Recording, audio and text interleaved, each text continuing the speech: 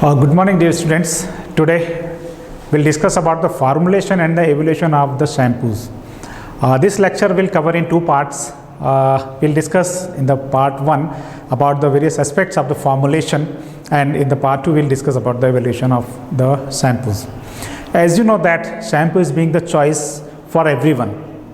As you know that in the earlier era, or in the, you can say in the older days, when there was no such shampoos were available, in that period that the peoples were using, the humans were using the various Ayurvedic herbs like amla, rita, sikakai for the cleansing of the hairs.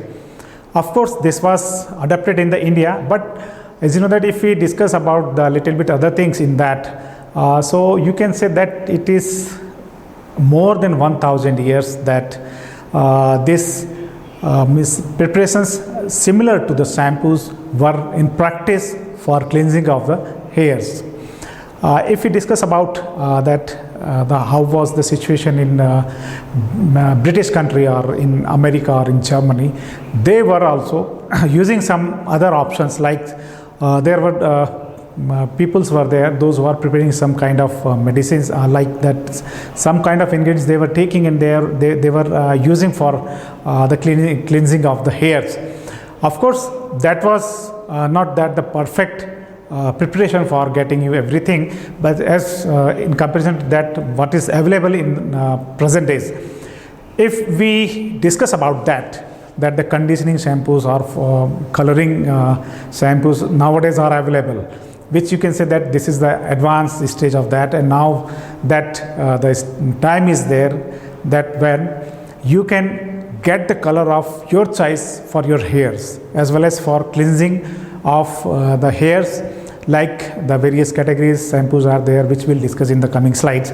But it is in the practice that this is the choice of cosmetic, you can say, or that the preparation which is mainly used for cleansing of the hairs. So we'll cover about introductory part of the shampoos, their types, their ingredients, formulation, and evaluation of the shampoos in the next part. How can you define this product? A shampoo is a preparation of a surfactant in a suitable form, liquid, solid or powder, which when used under the specified conditions will remove surface grease, dirt and skin debris from the hair shaft and scalp without adversely affecting the user. As far as concerned the shampoo preparations, it requires, or the qualities which should possess in a shampoo are that it should effectively and completely remove dust or soil, excessive sebum or other fatty substances and loose corneal cells from the hair. It should produce a good amount of foam to satisfy the psychological requirements of the user. It should be easily removed on rinsing with water. It should leave the hair non-dry, soft, lustrous with good manageability and minimum flyaway. It should impart a pleasant fragrance to the hair.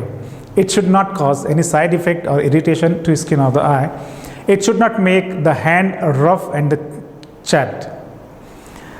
The various types of shampoos are available. This you can broadly divide it into the powder shampoos, liquid shampoos, lotion shampoo, cream shampoos, jelly shampoo, aerosol shampoo, space light shampoo like conditioning shampoo, anti-dandruff shampoo, baby shampoo, and 2-layer shampoos are also there. So now the question arises, why shampoos are needed? The answer is very common. It should completely remove the dirt. It should protect the hair. It should soothe the scalp skin and treat dandruff, lice or other scalp problems. Now coming to that, how this shampoo work. Here this slide is explaining the thing that the before condition, before applying of the shampoos, that you can see that the oil deposited on the hair, okay, that skin oil and the dirt are attached to the skin and the hair. When you are shampooing, that surfactants are approaching to hairs, and that lowers the surface tension of the water, and when you are as the water is used inflow that is washing away that dirt and all those particles. The how that action takes place: when the surfactant creates micelles around the dirt and oils that are removed from the skin and the hair. And what happens during the rinsing, that the micelles with the oil, dirt and the surfactants are eliminated with the water during rinsing. So this is a kind of that shampoo works. Coming to the development of the formulation of the shampoos, there are various parameters which you have to consider. That basically that you have to consider the viscous liquid, clear or the opaque. It should contain the 20 to 40% of the solids. pH should be maintained at 5.5, and the viscosities should be in between 500 to 1500 centipoise. The various ingredients which can be used or which are required for the formulation of the shampoos are water, surfactant, foam boosters and the stabilizers, the pH adjusters, the viscosity modifiers, sequestering agents, opacifiers, conditioning agents, anti-dandruff agents, perfumes, colors, preservatives. Now coming to the water, which is the main ingredient in all shampoos preparations, which comprises of about 60 to 80% of the solution. It aids in diluting the cleaning agents, thereby reducing irritation. It makes the shampoo formula easier to spread on the hair and the scalp. The next ingredient is the surfactant. Surfactants are the compounds that lower the interfacial tension of between two phases. These are the molecules that possess both hydrophilic and the lipophilic moieties in their structure. They get adsorbed on the interface and helps the phase to miscibilize. The surfactants you can divide into two categories. The principal surfactants, they provide detergency and the foam, and the secondary surfactants which improves the detergency and detergency, foam and the hair condition. The surfactants are mainly anionic surfactants and the non-anionic surfactants as well as the cationic. There are three categories mainly, and the ampholytics are also there. The anionic surfactants are the mostly used. These are also known as the good foaming. This possess the good foaming properties. The hydrophilic portion carries a negative charge, which results in the superior foaming, cleaning, and the end results attributes. Whereas the non-anionic surfactants have good cleansing properties, but do not have sufficient foaming power. If you are talking about the cationic surfactants, are toxic and are hence not used. However, they may be used in low concentration in hair conditioners. Ampholytics being expensive and are generally not used. However, they are mainly used as secondary surfactants and good hair conditioners. Apart from that, SLES is preferred over SLS. The sodium lauryl sulfate and the sodium lauryl ether sulfate, they plays very similar role in the shampoos. SLS is a skin, eye and the respiratory tract irritant, and this has been categorized as inherently toxic to aquatic organisms, which is used to make it less irritating. It is ethoxylated by adding ethylene oxide, resulting in the SLES. These, apart from these agents, that foaming agents are also used, which provides to introduce gas bubbles into the water. The foam, also known as the lather, is important as it functions to spread the detergent over the hair and scalp, but it does not participate in cleaning. It is true that a shampoo applied to dirty hair will not foam as much as the shampoo applied to clean hairs. This is due to the sebum inhibiting bubble formation. Thus, the shampoo will foam less on the first shampooing and more on the second shampooing. Some of the prescriptions corticosteroid shampoos do not foam as much as cosmetic shampoos, but this does not mean their cleaning is inadequate. The examples that lauryl monoethanolambanate and sarcosinates. The next is the ingredient which is pH adjusters.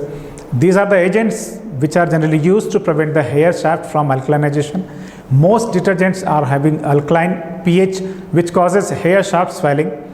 This swelling loosens the protective cuticle, predisposing the hair shaft to damage. The examples are the citric acid and the glycolic acid.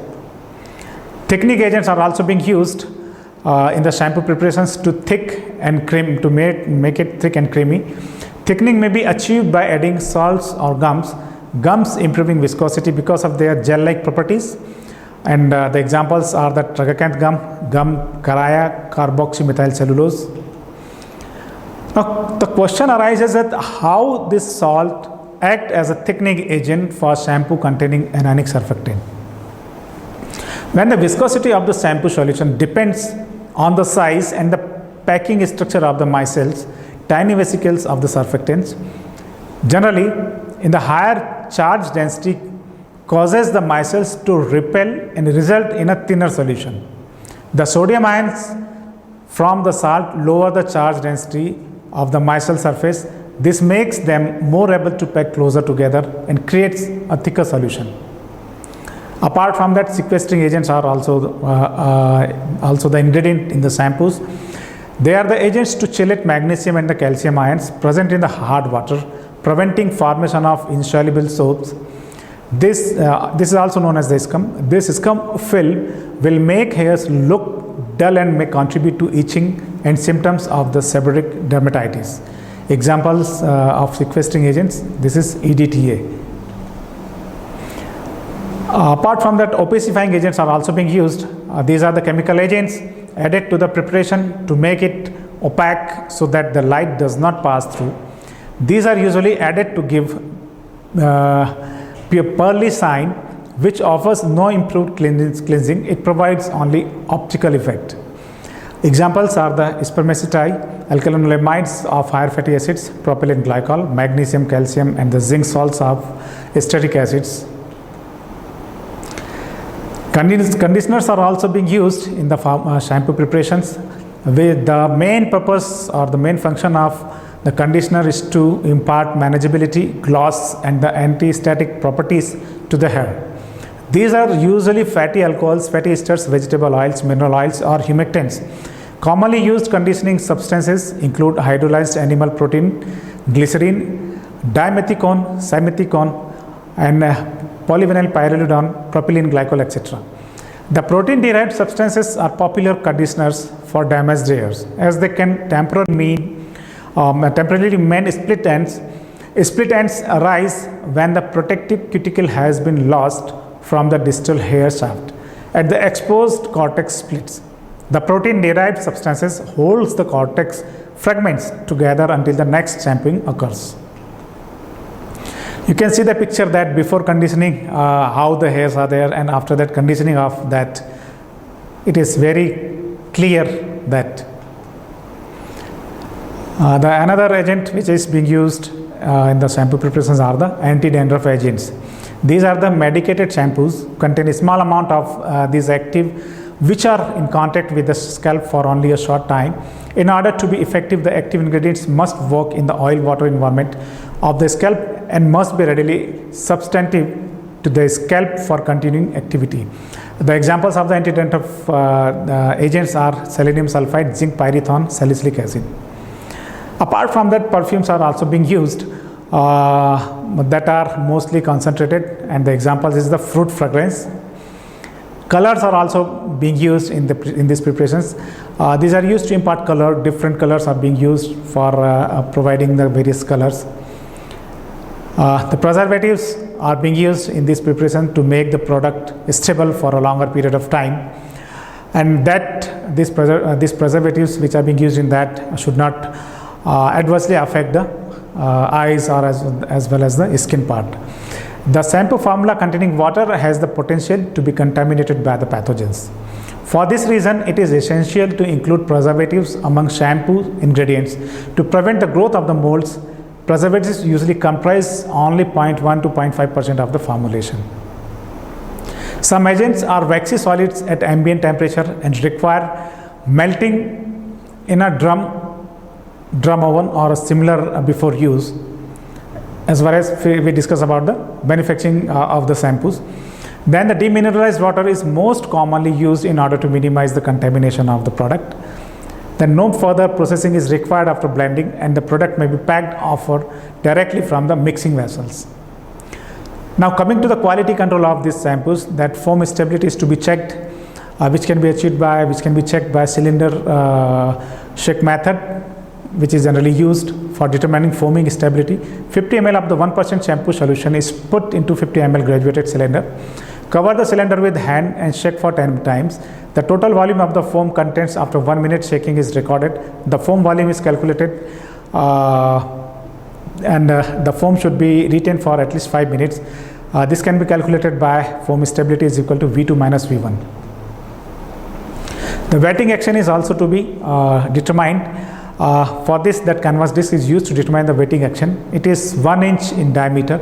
It floats on the surface of a solution. The time required for it to sink is measured accurately. The another parameter which is to be determined, that is dirt dispersion. For this testing, that you have to put 2 drops of the shampoo in a large test tube, add 10 ml dirt water and 1 drop of the Indian ink. Close the test tube and shake for 5 minutes. Estimate the amount of ink in the foam. The dirt should stay in the water portion. The next parameter is to determine the viscosity. The Brookfield viscometer is generally used to determine the viscosity of the shampoos. And for this, the process is that the 100 ml of the shampoo is taken in a beaker and spindle is dipped in it for about 5 minutes, and then a reading is taken. Oswald viscometer may be used for the thinner shampoos. The next determination is the pH determination. For this, you can adopt the method, mix the 1 gram of the shampoo with 9 ml of the water and determine the pH using pH meter at 27 degrees Celsius.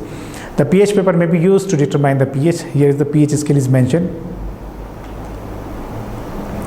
Another important parameter which is to be ascertained is skin irritability test. For performing this test, that Dredge test is performed in albino rabbits. A set of the 6 rabbits are used for testing each material. Shampoos should be tested only for a short duration, for not more than 4 hours. These preparations are diluted between concentration of 8 to 10%. Thank you very much for listening me. We'll be covering the main evaluation part of the shampoos in the next part 2. Thank you very much.